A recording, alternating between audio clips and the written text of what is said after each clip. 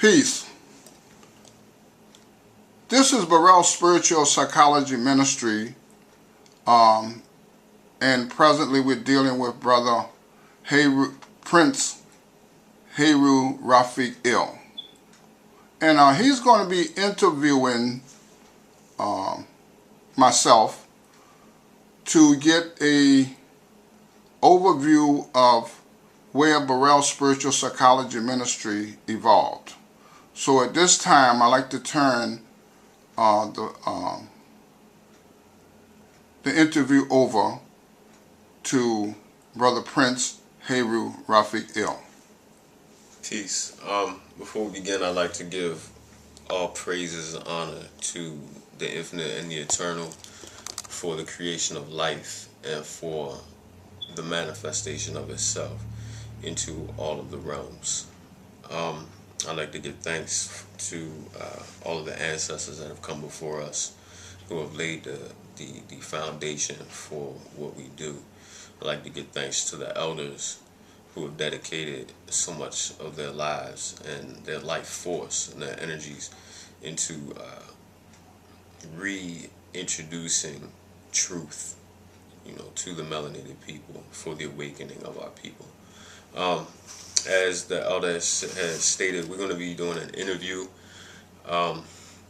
covering the life of the Grandmaster Arthur Burrell Rahim L. of the Angel of Truth and the founder of Burrell Spiritual Psychology Ministry.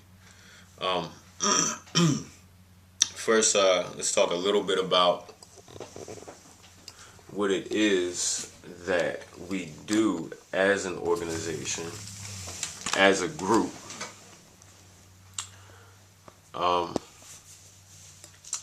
First of all, Burrell Spiritual Psychology Ministry is an instrument or a vehicle which is used for reaching the people. I like to say once we have been awakened into truth, it really becomes our responsibility for becoming a part of, manifesting that truth, being a shining example of that truth and representing that truth and bringing it to the people. And this is what this brother has definitely done. He's been on the path for many years. Well, is there anything you'd like to say before we get into it? Oh, let's go.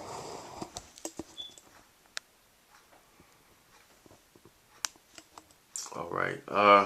First of all, let's go a little bit more into who are you? What is your name? My name is Arthur O. B. Rahim L. And I was a gift to the parents of Otis Lee Burrell and Bernice Burrell in the year of 1942. Okay. Where were you born? I was born physically in Baltimore City, Maryland. Okay. Just briefly, what was the tone of Baltimore back in those days? When I say tone, what were the conditions that we as so-called black people, melanated people, faced? What were the challenges? What was the the mindset of our people back then? We were in the full a living expression of segregation during those times. And for most people, for most melanated people, being totally in the lifestyle of volunteer slavery, for most of them it was challenging. It was challenging. Okay, as far as to the best of your memory, what was the state of manhood for melanated men back then? Most men melanated men who they were stronger in their family beliefs and family cycles. The family, my parents, my father, was extremely dedicated to his family. My mother's father, or stepfather, was equally as dedicated to his family, though their financial capabilities were very, very limited. But my father he did side work. Back during those times, he would sell coal. He would sell wood. He was a hustler. He was definitely a hustler. He planted a garden, to grow crops. Wow.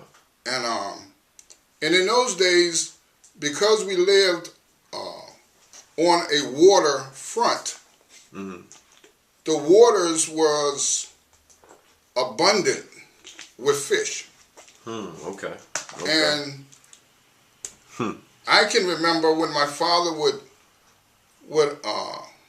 come home from work, my mother would begin peeling the potatoes and onions, and as a boy with my father, we would go fishing. And we would catch a variety of fish that would go with the potatoes and onions.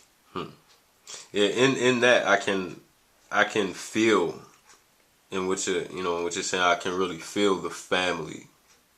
How you would express the dedication and commitment to family that we as melanated men had. It's interesting that you talked about on the waterfront. As Moors, we know that our cultures have always thrived on waterfronts. On the water's edge. The water was a major part of our living. It was a major part of it was a major part of our recreation. And living on the water's edge, living in an industrial area.